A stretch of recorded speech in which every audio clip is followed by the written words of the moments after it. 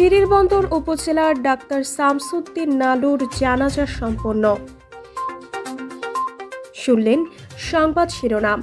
এখন মোহাম্মদ ফিরোজ হোসেন, দিনাজপুর জেলা প্রতিনিধির রিপোর্ট।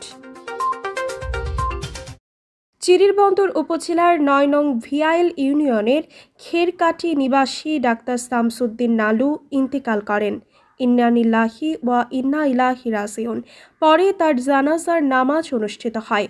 উক্ত জানাজা নামাজে উপস্থিত ছিলেন দিনাজপুর ৪ খানসামা চিরিরবন্দর সংসদীয় আসনে বিএনপির মনোনয়ন প্রত্যাশী কর্নেল অবসরপ্রাপ্ত মোহাম্মদ মোস্তাফিজুর রহমান চৌধুরী, মতিউর রহমান চৌধুরী, সাবেক চেয়ারম্যান ৯ নং ভিআইএল ইউনিয়ন, জাহিদ চৌধুরী, চিরিরবন্দর উপজেলা বিএনপির যুগ্ম আহ্বায়ক মোহাম্মদ আফজাল হোসেন চৌধুরী, সদস্য উপজেলা বিএনপি চিরিরবন্দর ও স্থানীয় নেতৃবৃন্দ।